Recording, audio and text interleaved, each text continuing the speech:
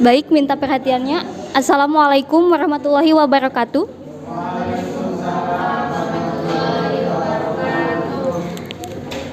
Perkenalkan, nama saya Iis Restiani dari tingkat 1C Keperawatan bersama rekan saya Eva Paujiah.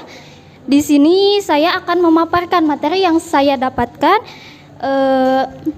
Sebelumnya saya mengucapkan banyak-banyak terima kasih kepada khususnya Bapak dosen Parian Maulana Yusuf S. Kepners dan juga teman-teman semua yang tidak bisa saya sebutkan satu persatu, namun amat saya banggakan karena telah mengizinkan saya untuk berdiri di sini untuk memaparkan materinya. Langsung saja ke materi.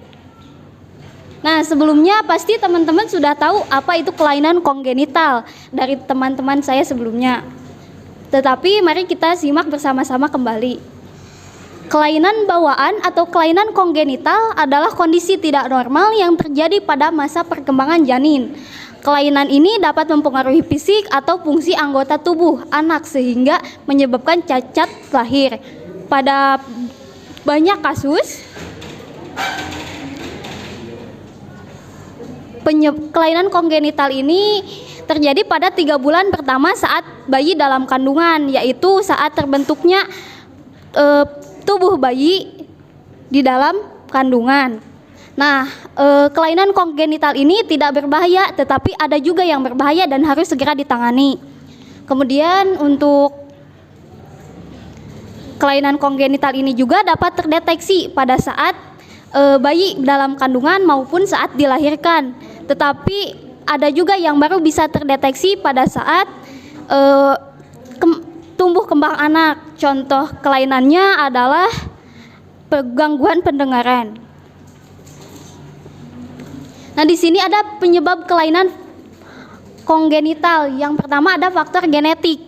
Cacat lahir akibat faktor genetik dapat diturunkan dari salah satu atau kedua orang tua, tetapi bisa juga tidak diturunkan dari orang tua. Contohnya dari kakeknya maupun neneknya. Nah, contoh penyakitnya adalah progeria, di mana penyakit kelainan tersebut kayak penuaan dini, kayak kulit keriput, kebotakan, kemudian kayak ukuran tubuh si bayi lebih kecil daripada usianya. Yang kedua yaitu ada faktor lingkungan. Kelainan kongenital akibat faktor lingkungan terjadi akibat infeksi, paparan zat kimia atau efek samping obat-obatan pada masa kehamilan. Faktor-faktor tersebut bisa menyebabkan cacat lahir yang parah bahkan sampai keguguran. Nah, contoh kelainan penyakitnya adalah mikrosefalus, di mana kelainan tersebut kayak kepala bayi lebih kecil daripada ukuran tubuhnya. Kemudian ada juga contoh kelainan lain yaitu fetal alkohol syndrome, di mana kelainan tersebut disebabkan karena mengonsumsi terlalu banyak minuman beralkohol. Nah, di sini ada gejala kelainan kongenital. Kelainan kongenital dapat dibedakan menjadi kelainan fisik dan kelainan fungsional. Kelainan sistem atau fungsi organ tubuh. Cacat lahir yang mempengaruhi fisik atau bagian tubuh bayi di antara lain. Yang pertama ada kelainan bentuk saluran pencernaan. Kelainan kongenital yang terjadi pada saluran pencernaan bisa terjadi mulai dari mulut hingga lubang anus. Kelainan yang bisa terjadi yang pertama ada bibir sumbing, di mana kelainan tersebut kayak bibir atas itu terdapat celah-celah atau di langit-langit mulut itu terdapat kelainan juga. Nah, yang kedua ada atresia esofagus, di mana kelainan ini tidak terbentuknya kerongkongan secara sempurna. Yang ketiga ada gastrositis. Nah, kelainan ini di mana dinding perut di mana terdapat kelainan pada dinding perut sehingga usus berada di luar. Yang keempat ada atresia ani. Nah, kelainan ini di mana kondisi ini tidak terbentuknya dengan sempurna lubang anus. Yang kedua ada kelainan jantung bawaan. Kelainan jantung bawaan adalah pembentukan jantung atau pembuluh darah besar yang tidak normal. Ada beberapa jenis kelainan jantung bawaan, yaitu kebocoran katup jantung, patent ductus arterius, penyempitan katup jantung, tetralogi Ovalot.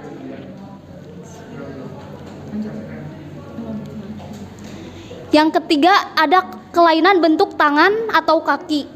Kelainan bawaan pada bentuk tangan atau kaki dapat berupa satu tangan atau kaki lebih besar atau lebih kecil. Jumlah jari tangan atau jari kaki lebih banyak daripada normal, atau dengan kata lain polidaktili. Kemudian satu atau lebih jari tangan atau jari kaki menempel satu sama lain. Yang terakhir, terlahir tanpa tangan atau kaki. Bisa lihat sendiri oleh kalian, ada gambarnya. Nah, perlu teman-teman ketahui juga bahwasannya kelainan bentuk tangan atau kaki ini jarang terjadi atau langka. Yang keempat ada neural tube defect atau NTD, adalah cacat lahir pada struktur otak, tulang belakang atau ruas tulang belakang. Nah, contoh kelainannya adalah anencefali, di mana bayi dilahirkan tanpa beberapa bagian fungsi otak, kemudian tanpa tulang tengkorak.